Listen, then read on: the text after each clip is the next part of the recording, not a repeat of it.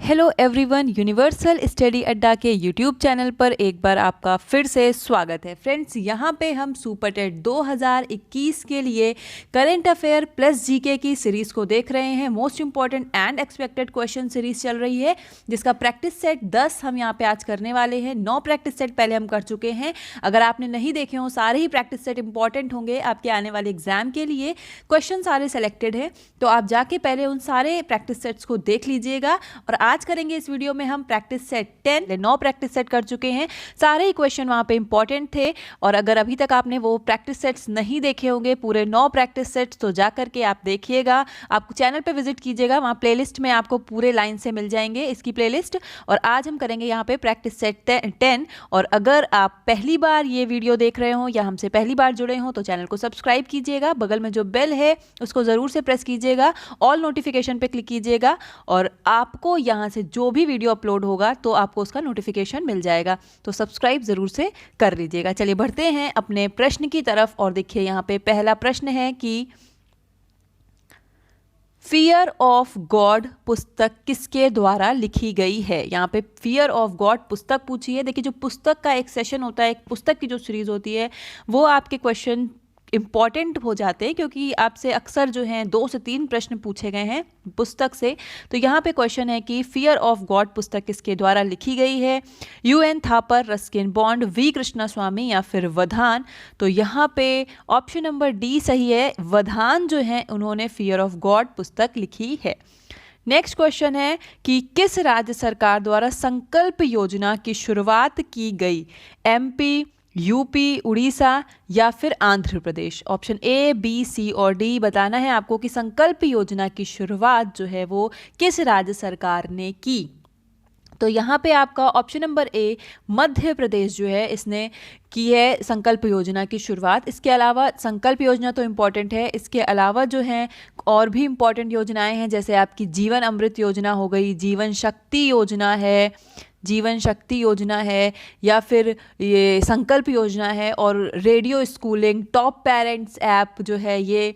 उसके अलावा आपकी FIR, आपके द्वार, चरण पादुका पहल, ये सारी चीज़ें जो हैं याद रखिएगा, MP ने सारी योजनाओं की शुरुआत की है। इसके अलावा क्या चीज़ इंपॉर्टेंट है यहाँ पे, मिर्च महोत्सव, मिर्च महोत्सव और तानसेन महोत्सव, मिर्च महोत्सव और तानसेन महोत्सव जो है वो भी यहीं पे मनाया गया है। इसको ध्यान रखिएगा। तो ये सारे क्वेश्चन यहाँ से आपके लिए इंपॉर्टेंट थे। यहाँ पे ऑप्शन नंबर ए, संकल्प योजना की शुरुआत के लिए मध्य प्रदेश जो है इसका सही उत्तर है।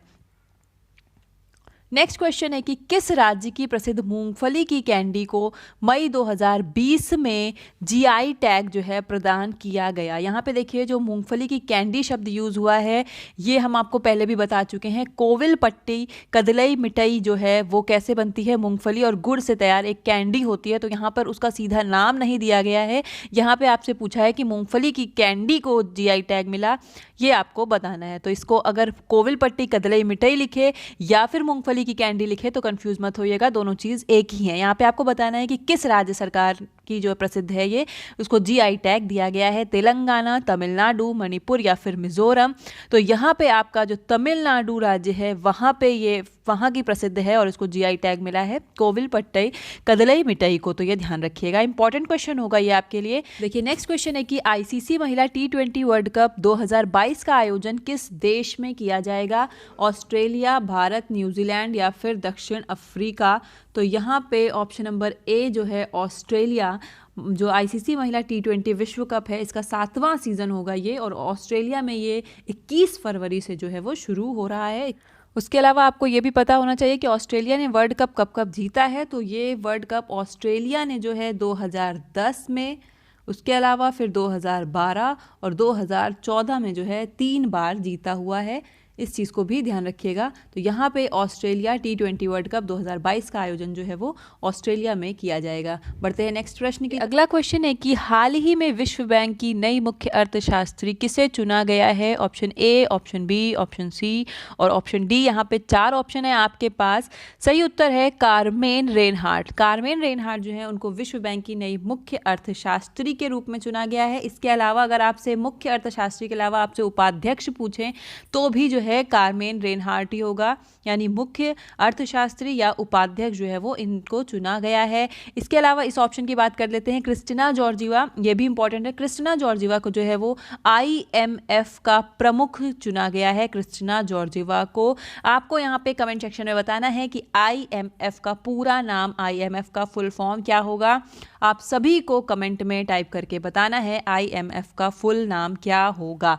चलिए, उसके अलावा अच्छा यहाँ से इंपॉर्टेंट क्वेश्चन और क्या बन सकते हैं विश्व बैंक के बारे में, तो इसके बारे में भी देख लेते हैं। विश्व बैंक का जो मुख्यालय है आपका वो कहाँ है? विश्व बैंक का मुख्यालय आपका वॉशिंगटन DC में है। और उसके अलावा इसकी स्थापना की बात करें तो विश्व बैंक की स्थापना जो है 1944 में जो है इसकी स्थापना हुई थी। और बाकी ये विकास के जो कार्य हैं उसमें आर्थिक सहायता देने का कार्य करता है। पढ़ते हैं अगले प्रश्न की तरफ। और दोस्तों, अभी तक वीडियो लाइक नहीं किया होगा तो वीडियो को लाइक कर दीजिएगा, और चैनल पे नए होंगे तो हमसे जुड़ने के लिए, डेली प्रैक्टिस सेट के लिए चैनल को सब्सक्राइब कीजिएगा और बेल आइकन को जरूर प्रेस कीजिएगा। देखिए, नेक्स्ट क्वेश्चन है Lal Bahadur Shastri politics and beyond पुस्तक के लेखक कौन है? तो यहाँ पे आपके पास ऑप्शन है शशि थरूर, जयशंकर, संदीप शास्त्री या विकास शास्त्री। ऑप्शन नंबर सी जो है संदीप शास्त्री, ये Lal Bahadur Shastri politics and beyond के जो हैं लेखक हैं। इंपॉर्टेंट क्वेश्चन होगा। अगले प्रश्न में आपसे पूछा है कि पर्यावरण, वन एवं जलवायु परिवर्तन मंत्रालय के अनुसार पिछले 5 वर्षों में भारत में वन के क्षेत्र में वृद्धि हुई है, कमी हुई है, 1% की वृद्धि है या 2% की वृद्धि? ये 4 ऑप्शन है यहाँ पे आपके पास। इस तरीके से आपको बताना क्या है कि पर्यावरण, वन एवं जलवायु मंत्रालय द्वारा पिछले 5 वर्षों में भारत में वन के क्षेत्र में ऑफ कोर्स वृद्धि हुई है, लेकिन आपको कमेंट सेक्शन में ये बताना है कि कितने प्रतिशत की वृद्धि या कमी जो है वो हुई है। इसके अलावा इससे जो संबंधित और इम्पोर्टेंट प्रश्न है वो उसकी चर्चा हम यहाँ पे कर लेते हैं। देखिए, अगर आपसे पूछा जाए सर्वाधिक वन आवरण प्रतिशत वाले राज्य, अगर वन आवरण में आपसे प्रतिशत पूछा जाएगा, वन आवरण प्रतिशत आपसे पूछा जाएगा तो सबसे ज़्यादा है आपका मिजोरम का। यदि आपसे पूछा जाए कि सर्वाधिक वन आवरण प्रतिशत वाले राज्य का नाम बताइए तो मिजोरम हो जाएगा आपका। उसके अलावा अगर आपसे पूछा जाए सर्वाधिक वन क्षेत्रफल, वन आवरण नहीं, वन क्षेत्रफल में पूछा जाए, वन क्षेत्रफल में पूछा जाएगा तो आपका होगा MP, मध्य प्रदेश। उसके अलावा अगर आपसे पूछा जाए कि वन क्षेत्रफल में वृद्धि, यहाँ पे जैसा आपसे पूछा भी गया है कितने प्रतिशत की वृद्धि हुई है, लेकिन हम आपको बता रहे हैं यहाँ पे कि वन क्षेत्रफल में वृद्धि वाले शीर्ष राज्य अगर आपसे पूछे जाएं जिसके क्षेत्रफल में वृद्धि हुई है तो उसमें पहले नंबर पे है आपका कर्नाटक, दूसरे नंबर पे है आपका आंध्र प्रदेश और तीसरे नंबर पे है आपका केरल। यहाँ से क्वेश्चन अब सिर्फ इस तरीके से नहीं बनते हैं कि आप मध्य प्रदेश टिक करके चले आएंगे, ऐसा नहीं है। 3 तरीके से प्रश्न आपसे पूछे जा सकते हैं।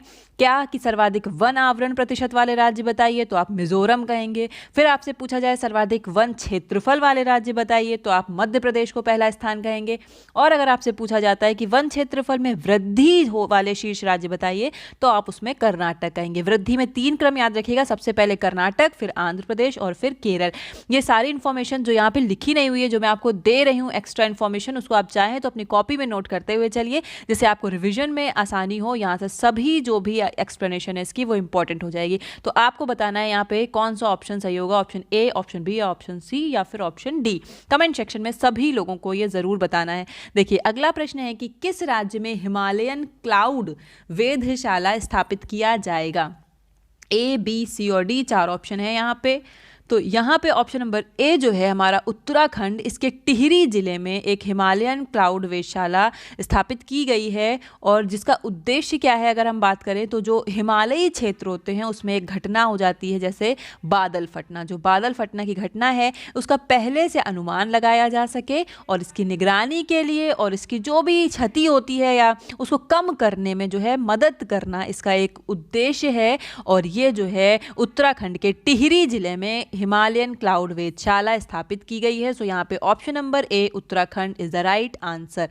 नेक्स्ट क्वेश्चन की तरफ बढ़ेंगे और नेक्स्ट क्वेश्चन इंपॉर्टेंट है कि हाल ही में किस व्यक्ति को वर्ष 2019 के व्यास सम्मान के लिए चुना गया? आपसे पूछा है लीलाधर जगूड़ी, अमिताभ घोष, के शिवा रेड्डी या फिर Nashira Sharma. Most important 5 star question है। और शायद आपको पता हो इस क्वेश्चन के बारे में, लेकिन डिटेल आपको नहीं पता होगी। तो यहाँ पे देखिएगा, सबसे पहले व्यास सम्मान की बात करेंगे, जो हमारे जीके से संबंधित प्रश्न बनेंगे। देखिए, व्यास सम्मान क्या है कि भारतीय साहित्य में दिया जाने वाला हमारा जो ज्ञानपीठ पुरस्कार था, उसके बाद जो है ये दूसरा सबसे बड़ा साहित्य सम्मान है व्यास सम्मान। और इसका जो है शुरुआत करें, इसकी शुरुआत कब हुई थी बात करें तो 1991 में इसकी शुरुआत हुई थी। के बिड़ला फाउंडेशन ने इसकी शुरुआत की थी 1991 में। पुरस्कार में दिया क्या जाता है, यहाँ पे आपको 4 लाख रुपए नगद, उसके अलावा एक प्रशस्ति पत्र और एक प्रतीक चिन्ह दिया जाता है। इसको ध्यान रखिएगा। प्रथम जब ये 1991 में शुरू हुआ, 1991 में, तो प्रथम किसको मिला था ये, तो प्रथम बार ये मिला था रामविलास शर्मा को। उनकी रचना क्या थी, ध्यान रखिएगा, भारत के प्राचीन भाषा परिवार और हिंदी, रामविलास शर्मा 1991 प्रथम व्यास सम्मान मिला था। अब आते हैं हम अपने इस क्वेश्चन पे कि 2019 का व्यास सम्मान किसे मिला है। ये हमने सारी चर्चा कर ली, कौन देता है, क्या है। 10 वर्षों के भीतर जो भी प्रकाशित रचना होती सर्वश्रेष्ठ, उसको दिया जाता है, ये भी ध्यान रखिएगा। अच्छा, अब हम बात करेंगे कि 2019 का व्यास सम्मान किसे मिला है। तो यहाँ पे 2019 का जो व्यास सम्मान है वो हमारा option number D Nashira Sharma को मिला है, और इनकी कागज की नाव रचना पर मिला है।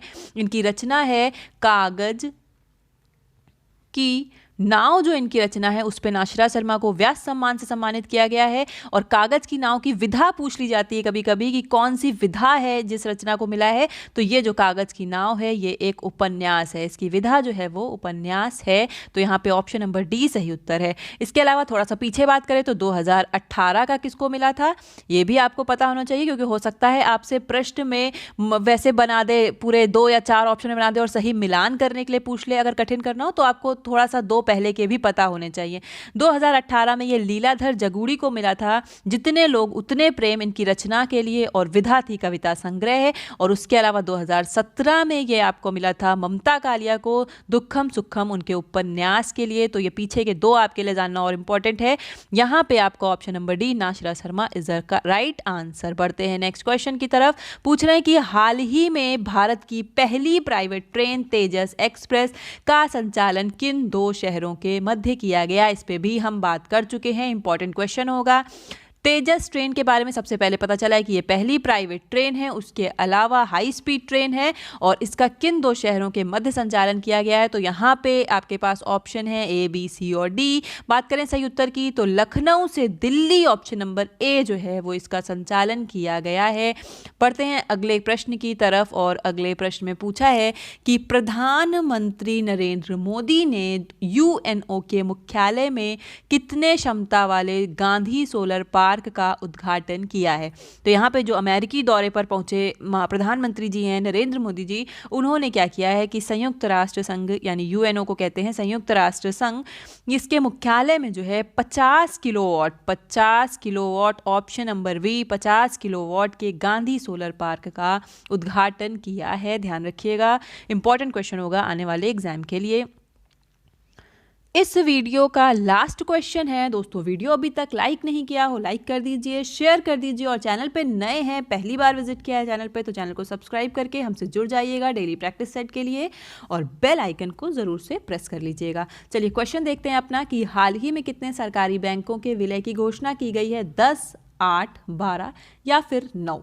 तो यहाँ पे ऑप्शन नंबर ए 10 सरकारी बैंक जो हैं उनके विलय की घोषणा की है निर्मला सीतारमण जी ने। और बात करें यहाँ पे तो क्या चीज़ था कि सरकारी बैंक जो हैं उनको एक मजबूत बनाने की दिशा में ये कदम उठाया गया है केंद्र सरकार ने, और 10 बैंकों का विलय किया है, किसमें 4 बड़े बैंकों में 10 बैंकों का विलय किया है।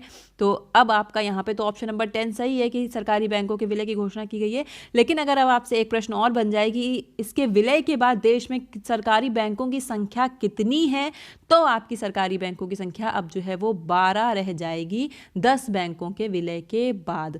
तो दोस्तों यहाँ पे ये सभी क्वेश्चन इंपॉर्टेंट थे आपके लिए। डेली प्रैक्टिस सेट्स आपके लिए ऐसे ही आते रहेंगे। चैनल को सब्सक्राइब कर लीजिएगा इसके लिए और जुड़ जाइएगा हमसे। तो चलिए फिर मिलते हैं नेक्स्ट वीडियो में नेक्स्ट टॉपिक के साथ। Till then take care, good bye, जय हिंद, जय भारत।